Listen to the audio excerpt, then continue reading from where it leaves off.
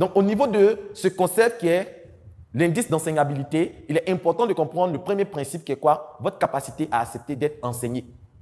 Dès que vous cessez de vouloir apprendre, vous êtes bloqué, vous êtes limité et il sera difficile de pouvoir vous transmettre de nouvelles choses. Lorsque vous estimez que je connais déjà, ça j'ai déjà entendu parler, ça c'est déjà vu, dès que votre cerveau se met dans ce mode, sachez que votre indice d'enseignabilité est zéro.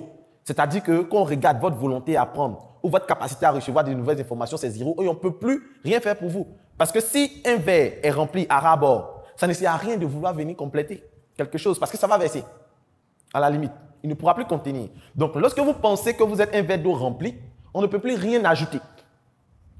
Donc, dans le concept de l'enseignabilité, il faut comprendre ce premier principe. Le deuxième principe, dans toujours le concept d'enseignabilité, qui est le deuxième concept, après le concept de qui vous écoutez et pourquoi, vous devez comprendre le principe de changement. C'est-à-dire qu'il y a des personnes qui viennent, qui assistent à des formations, qui ont une certaine manière de faire. Et lorsque ces personnes viennent à des formations, viennent à des séminaires, viennent à des ateliers, et qu'on leur demande maintenant de passer à l'action de changer, il est difficile pour ces personnes de laisser leurs anciennes habitudes et d'appliquer. Et là, ça me permet de mettre en perspective ce qu'on appelle le savoir. Savoir sans appliquer, ce n'est pas savoir. Il y a des personnes qui vont leur demander, est-ce que tu sais comment on fait la vente sur Facebook? Tu vas dire, oui, je sais. J'ai même suivi des formations sur Facebook, tout ça. Est-ce que tu vends sur Facebook avec ces stratégies? Il te dira non. Donc, tu ne sais pas. Parce que lorsqu'on sait, on applique. Donc, tant que quelqu'un n'applique pas ce qu'il prétend savoir, c'est qu'il ne sait pas. Parce que la meilleure manière ou le meilleur moyen d'évaluer ce que vous savez, c'est dans l'action, c'est dans la pratique. Et si vous ne pratiquez pas ce que vous pensez savoir, c'est que vous ne savez pas. Et ça, c'est le deuxième élément important à comprendre. Votre capacité de changement. Et malheureusement, nous avons tellement, je vais dire, établi des habitudes, établi certains réflexes et souvent des mauvais réflexes qu'il est difficile pour nous de pouvoir changer, de pouvoir migrer. Donc, après ces deux concepts, les autres concepts qu'il faut retenir, le troisième concept, c'est le concept qui se base sur votre balance de travail. Votre balance de travail, c'est quoi? C'est votre capacité à pouvoir faire quoi? À pouvoir être productif. C'est votre capacité à pouvoir faire quoi? À pouvoir être rentable à vous-même en termes de gestion de votre temps, en termes de gestion de votre énergie. Donc, quelle est votre balance de travail? Quel est votre rythme de travail? Quelle est votre capacité de travail? Et il est important de pouvoir faire quoi? De pouvoir évaluer cet élément. Combien vous pèsez quand vous estimez votre temps de travail, votre énergie, votre engagement à réaliser quelque chose? Et dans le principe d'apprendre à apprendre, c'est très important de comprendre cela. Et le dernier élément, ce sont les 4 étapes de l'apprentissage. Les 4 étapes de l'apprentissage. La première étape de l'apprentissage, c'est lorsque nous sommes inconscients de notre incompétence.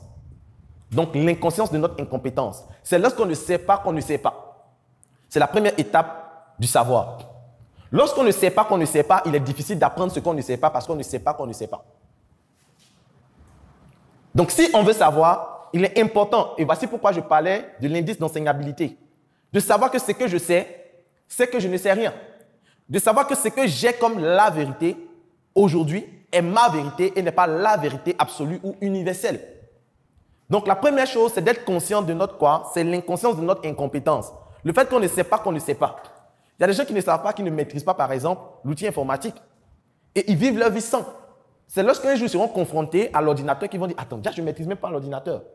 Ah, déjà, je ne sais pas faire telle chose. Déjà, je ne sais pas faire telle chose. Oh, je ne sais pas faire ça. » Donc, ça, c'est la première étape au niveau des 4 étapes de l'apprentissage. L'inconscience de notre incompétence. Et la deuxième étape, c'est quoi? C'est la conscience ou la connaissance de notre incompétence. Il y a des gens qui savent, qui ne savent pas, mais ils ne font rien pour apprendre ou pour savoir ce qu'ils ne savent pas. Il y a des personnes qui vont leur demander, est-ce que tu sais faire, par exemple, les traitements de tests? Il va dire, oui, moi, je ne sais pas faire, je ne maîtrise pas. Mais qu'est-ce qu'il fait pour apprendre? Qu'est-ce qu'il fait pour pouvoir faire quoi? Sortir de cette zone. Et très peu de personnes, malgré qu'ils connaissent leurs problèmes, cherchent à résoudre leurs problèmes. Il y a d'autres même qui se plaisent là-dedans.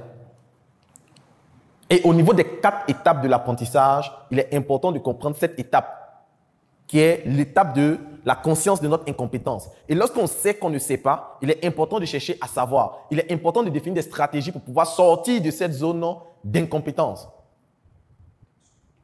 Et le troisième niveau, c'est lorsqu'on est conscient de notre compétence. C'est le troisième niveau de l'apprentissage ou du savoir.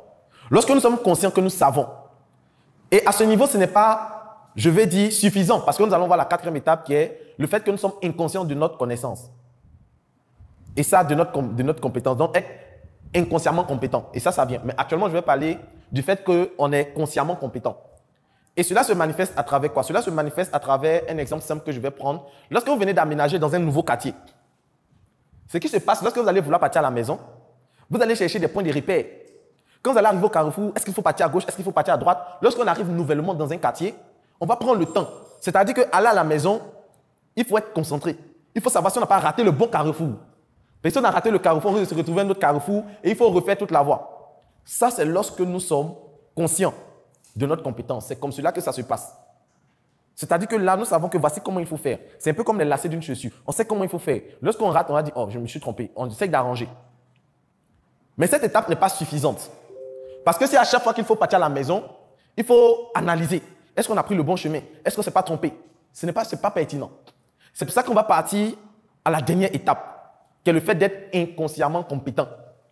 Le fait qu'on est inconsciemment compétent, c'est quoi? C'est lorsqu'on va vouloir partir à la maison, on peut même se permettre de causer, de communiquer. Et c'est comme si on nous avait attrapé la main, on sait qu'il faut tourner à cette étape, on sait qu'il faut partir à cette étape. Et c'est pareil lorsqu'on commence à rouler la voiture. Au départ, on ne se maîtrise pas, qu'est-ce qu'il faut appuyer, à quel moment il faut prendre le frein à main, à quel moment on ne maîtrise pas. Mais après, à la limite, on peut fermer les yeux, rouler, causer à côté et faire. Parce que maintenant, on a établi quoi? Les réflexes qu'il faut. Et c'est comme ça avec toute connaissance. Lorsque vous estimez que vous connaissez, ça doit être maintenant comme votre nom. Lorsqu'on vous demande comment vous appelez, vous ne réfléchissez pas. Vous connaissez maintenant votre nom, il devient maintenant comme une compétence.